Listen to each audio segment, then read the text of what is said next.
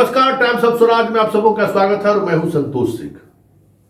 और आज हम टाइम्स ऑफ स्वराज में बात कर रहे हैं कि बिहार की शिक्षा व्यवस्था का जब इतिहास के पन्ने पलटे जाएंगे कि शिक्षा व्यवस्था किस रूप में था, कैसे उस रूप में पहुंचा, कैसे वो बातें सामने आई, ये तमाम बिंदु पर जब कभी इतिहास का पन्ना पलटा जाएगा तो इस 3 आईएएस अधिकारी को लोग जरूर याद करेंगे। एक के पाठक हैं, शिक्षा विभाग के अपर मुख्य सचिव। दूसरा महोदय हैं आनंद किशोर, बिहार विद्यालय परीक्षा समिति के चेयरमैन। तीसरा महोदय हैं अतुल प्रसाद, बीपीएससी के चेयरमैन। इस बार सारे शिक्षक बहाली की जिम्मेवारी इन्हीं के पास।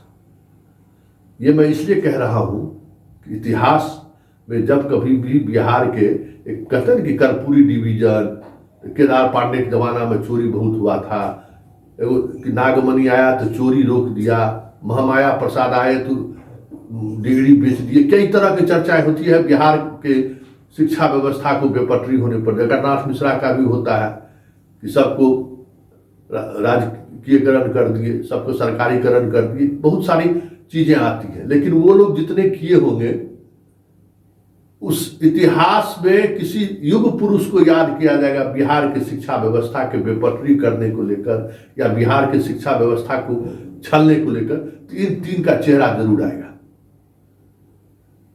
एक के पाठक पहले सुन लीजिए। के पाठक तो पूरे नीतीश कुमार के 2005 से लेकर अभी तक उन्होंने शिक्षा विभाग के नाम पर जो खेल खेला है, अयोग्य लोगों का जो जमावड़ा किया है पूरे बिहार में, उसको तो इसने एक्सपोज कर दिया कि बिना मास्टर का, बिना टेबल का, बिना बेंच का कैसे 5 साल 6 साल से बिहार में इंटरमीडिएट टॉप कर रहा है, स्कूल में भी टॉप कर रहा है। उसको तो इन्होंने एक्सपोज कर दिया। भाई सरकार जो दावा कर रही थी वो दावा का सच क्या है, उसको इन्होंने एक्सपोज कर दिया। दूसरा महाशय है आनंद किशोर जी, रिजल्ट देने में मास्टर है। एक बार पकड़ा गई वो लड़की टॉपर वैशाली वाली, तब से थोड़ा सचेत है कि टॉपरवा सबको पहले बुला के भी एक बार परीक्षा ले लेते हैं, लेकिन ये नहीं देखते हैं कि वो टॉपर है कहाँ। इनका बिहार विद्यालय परीक्षा समिति का टॉपर का 10 वर्ष का इतिहास यही है कि कहीं किरानी उरानी का नौकरी कर रहा है। बहुत मुश्किल से ढूंढने पर नहीं मिलता है। हम लोग खोजते भी हैं। पहले बिहार बोर्ड का टॉपर IIT, IIM, नीट वगैरह में IAS IPS भी बनता था। अब कहीं कोई जगह नहीं है, पढ़ाई नहीं है, तो के पाठक एक्सपोज कर दिया ना।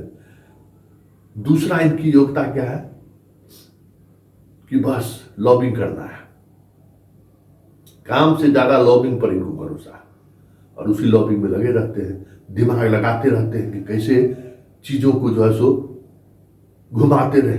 जो गुण होता है इन लोगों को घुमाने का, वो घुमाते रहते हैं। तीसरा इनका है अतुल प्रसाद।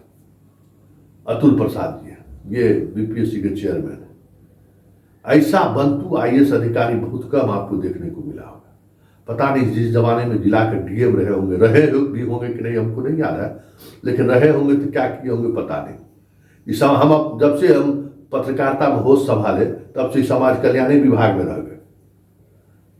समाज कल्याण विभाग का क्या हश्र हुआ सबको पता है। मुजफ्फरपुर बालिका गृह से लेके सरकार को कितनी फैजियत झेलनी पड़ी सबको पता ही है। अब जरा हम ये कह रहे हैं कि कैसे इन तीनों ने उलझा दिया है बिहार की शिक्षा व्यवस्था को।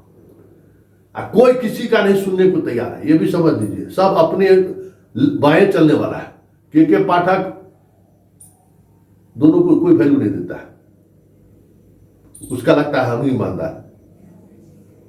आनंद किशोर है, इसको लगता है मुख्यमंत्री के दुलारे हैं, हमको कौन क्या बिगाड़ लेगा, इसलिए जो हमको होगा वही करेंगे। और तीसरा अतुल प्रसाद है, ये अपने बाएं हैं। इनको अपने ज्ञान का बहुत बड़ा दावा है कि हम बहुत बड़ा ज्ञानी है। ज्ञानी है भी, मान भी लेते हैं उनकी ज्ञानी है, लेकिन कहाँ क्या इन्होंने किया है जरा सोचिए। किस तरीके से बिहार की शिक्षा व्यवस्था को लेकर, अभी पहले हम अतुल प्रसाद की बात करते, कितना बड़ा खेला इन लोगों ने खेला है। उस खेला को आप समझिएगा तो देखिएगा कि इन लोगों ने किस तरीके से बिहार की शिक्षा व्यवस्था को और बेपटरी किया है। सरकार की इच्छा थी कि टीचर बहाल हो, अच्छे टीचर आए था। उस बहाली प्रक्रिया में इन लोगों ने जो बाएं दाएं किया है, जरा उसको समझ लीजिए। कितना कबिल काठ सब है ना, मिथिलांचल में वो कहा था कबिल काठ, मतलब काबिल भी जो है ना कबिल काठ है, उसमें भी गांठ है 13 वही सब है। बहाली हुआ, ये लोग क्या किया सो देखिए, कैसे कैसे गड़बड़ी किया है। चरणबद्ध देखिए, एकदम आराम से सुनिए, एक एक स्टेप हम आपको बता रहे हैं, वन स्टेप बाय स्टेप एकदम से देखिए कि किस तरीके से इन लोगों ने बिहार को छला है, बिहार को। तब आप समझिएगा कि माफी योग्य है या नहीं है। वैकेंसी निकाले, बहुत अच्छी बात है, सब कुछ हुआ। अब देखिए, ये तो वैकेंसी निकाल दिए।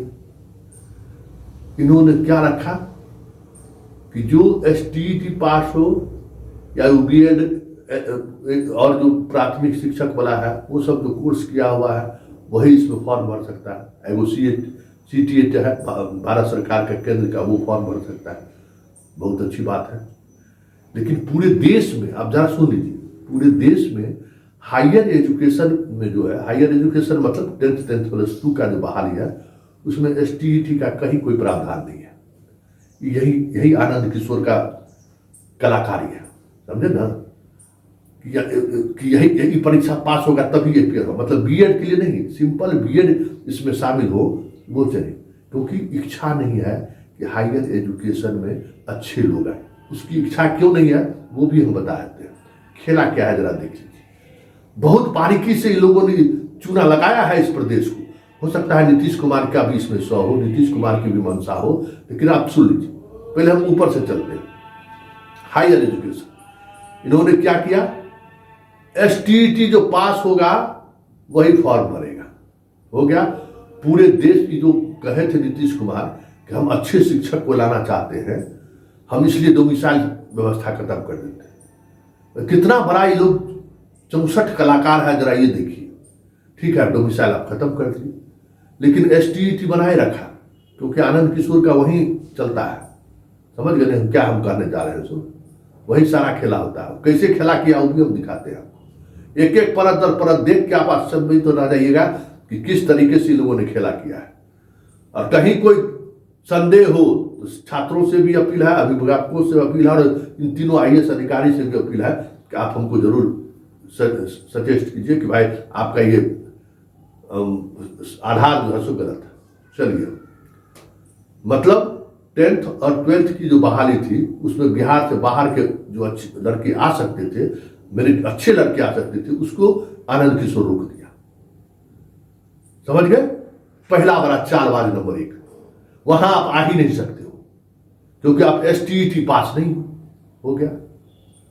फॉर्म भराया, बाहर के बच्चे साफ, जिसके लिए डोमिसाइल हटाए थे।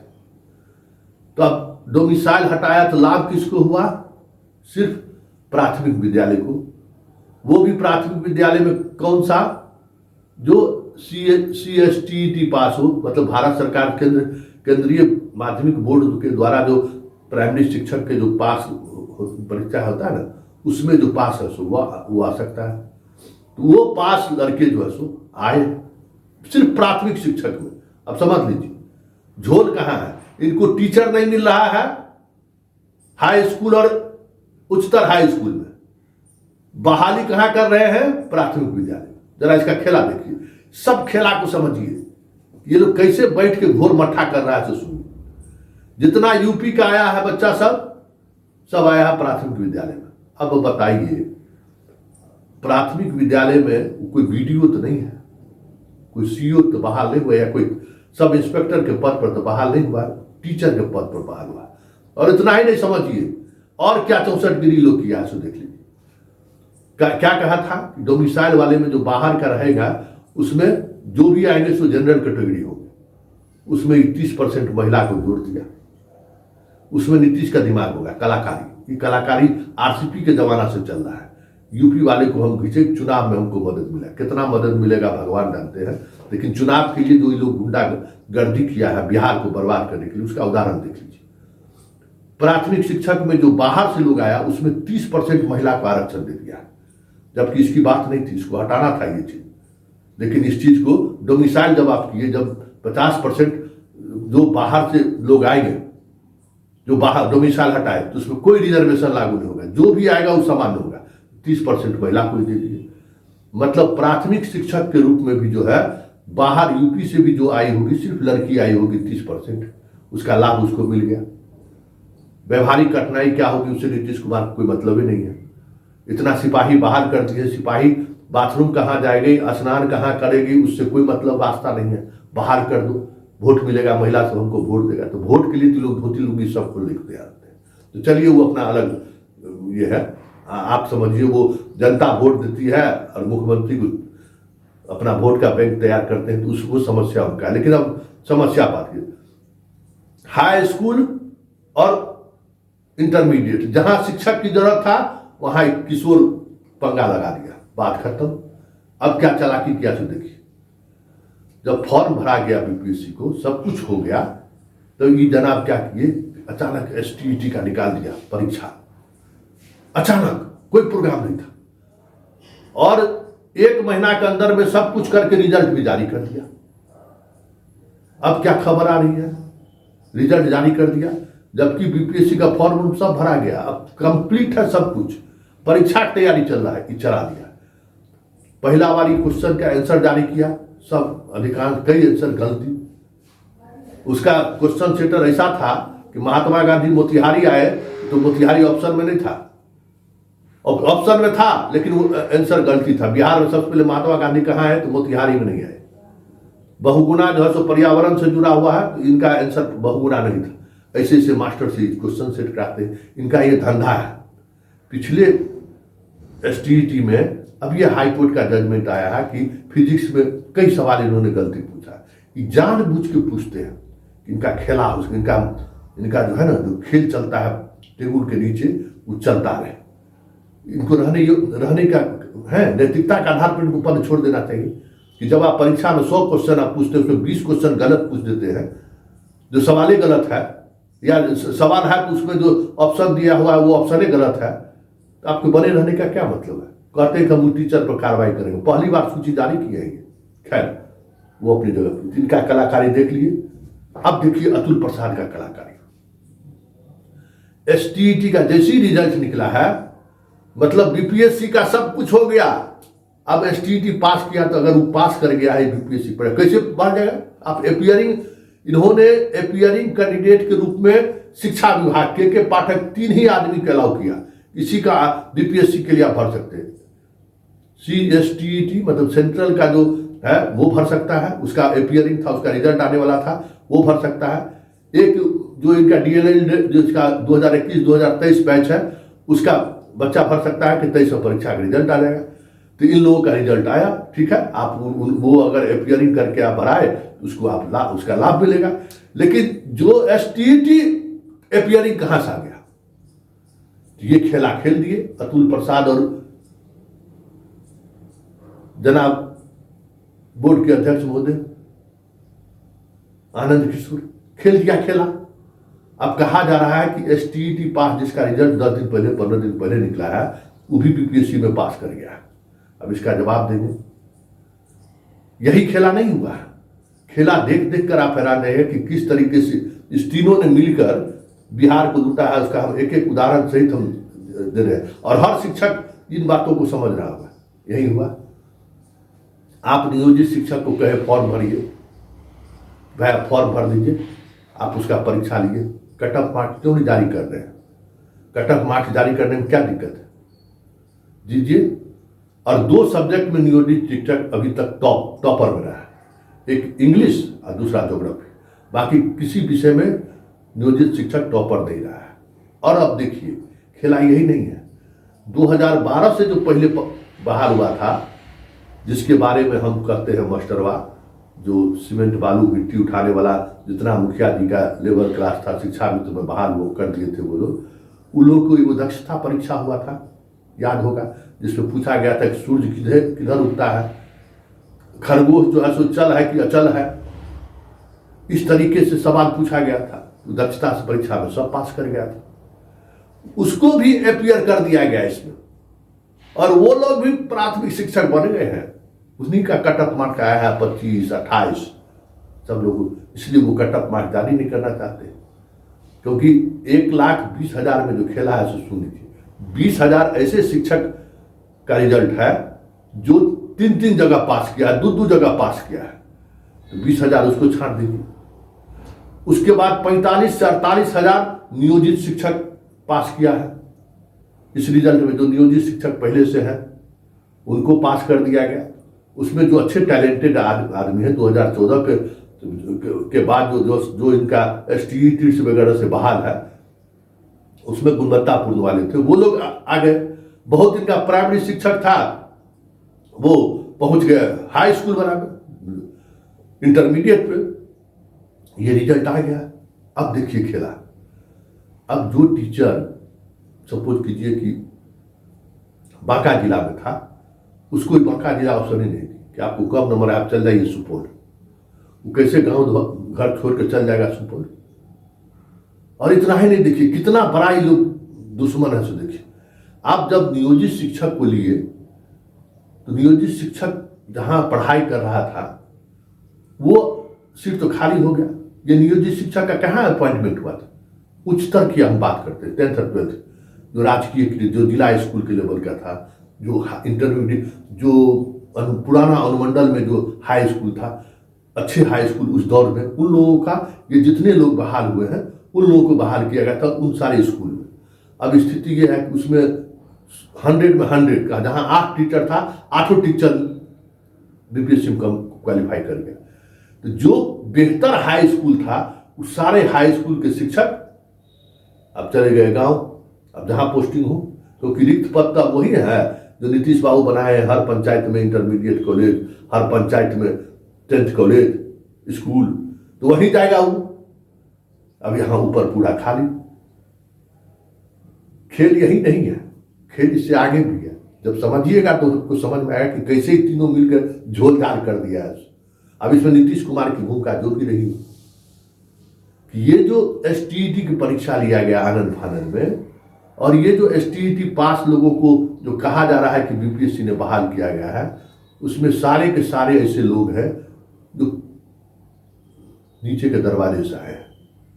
ये हम दावे के साथ कर सकते हैं, क्योंकि इस तरीके का परीक्षा का आयोजन ही बैकडोर से बच्चों को लाने की कोशिश है। अगर नहीं है तो बोर्ड के अध्यक्ष को और सेक्रेटरी को जवाब देना चाहिए कि नहीं, ऐसा कुछ भी नहीं है। आपने जो नोटिफिकेशन निकाला है उस नोटिफिकेशन ने बिहार के बच्चों को अंदर से झकझोर दिया। यानी क्या हो गया? जो खेला हुआ है वो खेला बच्चों को हम लोग जैसे मीडिया वाले अब एक्सपोज कर रहे हैं। अब जवाब दीजिए इसका कि STET 2023 पास के बच्चों को कैसे आपने जो नौकरी दे दी। तो ये खेल है, इन तीनों ने मिलकर किस स्तर पर खेल किया है बिहार के शिक्षा व्यवस्था को। इसकी एक एक चीज हम क्रमबद्ध करके आपको दिखाए। लूट लिया इन लोगों ने बिहार की शिक्षा व्यवस्था को। और हमें लगता है कि जो छात्र परीक्षा दिए हैं उन इस क्रमबद्ध चीजों को जो हम बढ़ाए हैं, 15-20 मिनट का मेरा ये पूरा रिपोर्टिंग है। इस रिपोर्टिंग को आप अच्छे तरीके से समझ गए होंगे।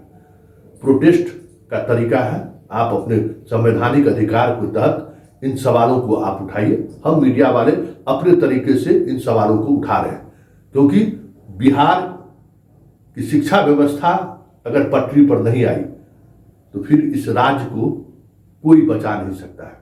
क्योंकि हमारी ताकत ही हमारी शिक्षा नीति थी, हमारी ताकत ही हमारा बेसिक एजुकेशन था, जिसके बदौलत इन लोगों ने किया। और चलते चलते हम एक और बात कह रहे थे जिस पर कल हम चर्चा करेंगे। इस बहाली की वजह से जितना प्राइवेट स्कूल जो बढ़िया स्कूल था ना, उसके सारे टीचर खाली हो चुके हैं। वो एक अलग समस्या आपके सामने आने वाला है। समझ गए कि संत माइकल में जा रहे हैं पढ़ाने के लिए, उतना पैसा थोड़ी देता है जितना सरकार देगी। पटना का मैक्सिमम स्कूल खाली हो रहा है। क्यों होगा? क्या वहां इंफ्रास्ट्रक्चर है तो वहां टीचर नहीं है, इनके पास इंफ्रास्ट्रक्चर नहीं है तो यहाँ टीचर आ गया। एक बड़ा कह सकते हैं कि अराजकता की तरफ बिहार की शिक्षा व्यवस्था कैसे आगे बढ़ रही है, इसकी वानगी हमने अपने रिपोर्ट के माध्यम से आप तक पहुंचाने की कोशिश की है। हम कोशिश करेंगे कि अधिक से अधिक लोगों तक इस पूरी रिपोर्ट को भेजिए कि किस तरीके से शिक्षक बहाली के नाम पर बिहार के लोगों को छला गया है, शिक्षक बहाली के नाम पर किस तरीके से अच्छे शिक्षकों को इस रेस से बाहर किया गया है, किस तरीके से योग्य लोगों को इस सिस्टम से बाहर किया गया है। ये सब क्योंकि देखिए एसटीईटी की परीक्षा 2011 में हुआ था, उसके 2019 में हुआ है, मैक्सिमम लोग कहीं कहीं जगह पकड़ लिया था। तो ये हमारे महाशय हैं, क्योंकि इस चीज को समझना है, इसलिए ज्यादा से ज्यादा लोगों तक ये स्टोरी पहुंचाइए। और इस स्टोरी के सहारे अगर आपको कोई और सूचनाएं अगर आपके पास हो, हमें वो सूचना हमें मुहैया करें। धन्यवाद, नमस्कार।